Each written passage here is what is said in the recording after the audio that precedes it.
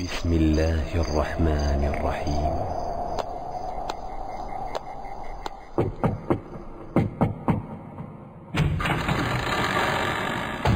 أبي لا يا أبي تضربها فيا سبحان الله، كم في البيوت من أسرار وكم في الزوايا من خبايا. أمي طارق أنت طارق بالثلاث طارق.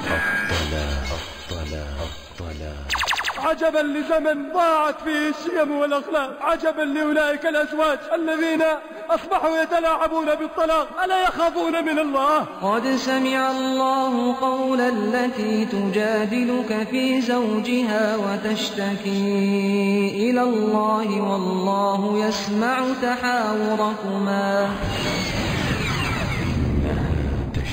هكذا كانت تتصبر بالبكاء، تتصبر حفاظا على بنياتها وبيتها. أما اليوم فجاءتني المسكينة وهي تبكي بكاء مرا، تشتكي وتقول بصوت متهدج: لقد طلقني. الطلاق.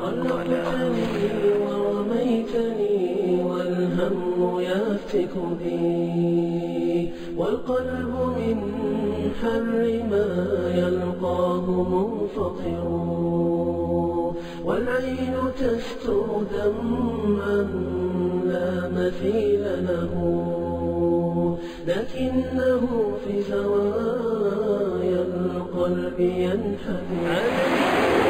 لقد كثر الطلاق اليوم لما كثر الحسدة والواشون، كثر الطلاق اليوم لما كثرت المسكرات والمخدرات، كثر الطلاق اليوم حينما فقدنا زوجا يغفر الزلة ويستر العورة. الطلاق. قف قليلا وفكر وتأمل. رحلة الضياع والشقاء. أن الوداع ففاض الدمع من حرق، ودمع عيني فوق خدي ينهمر، ودمع عيني فوق الخد ينهمر. من معاشر دخلت المدرسة فرأيت في زاوية من ساحتها طفلين صغيرين. أمك يا فيصل كيف أخرجتكما بهذه الملابس الصيفية في هذا الوقت؟ لم يجب فيصل، وكأنني طعنته بسكين. ثم التفت الصغير صالح إلي وهو يقول: يا أستاذ، أمي في بيت جدتي، أبي قد طلقها وضربها وراحت وتركتنا، والدتك تحبكما أليس كذلك؟ قال فيصل: إيه، وأنا أيضا أحبها وأحبها. ثم بدأ يبكي بكاء مرا. يا فيصل، زوجة أبيك مثل أمك. لا، هذه تضربنا.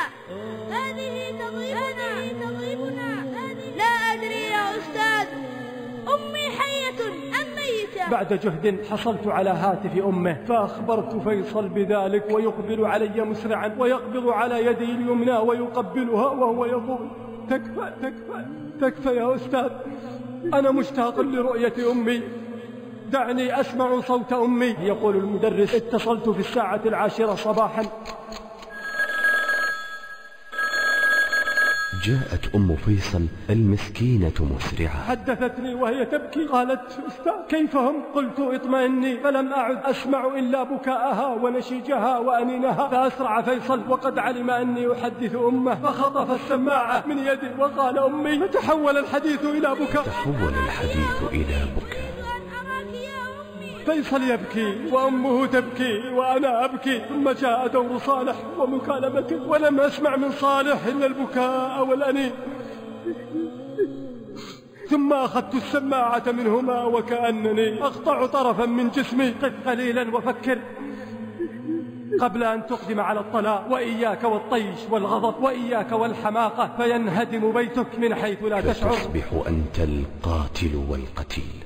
كم رجل انهار أمام القاضي توددا وبكاء. لم أقصد قولها ولم أنوي طلاقها. الفراق فقل لي كيف حالكم بعد الفراق، وهل يأتي لكم خبر بعد الفراق، وهل يأتي لكم خبر. طلقتني ورميتني اركبي.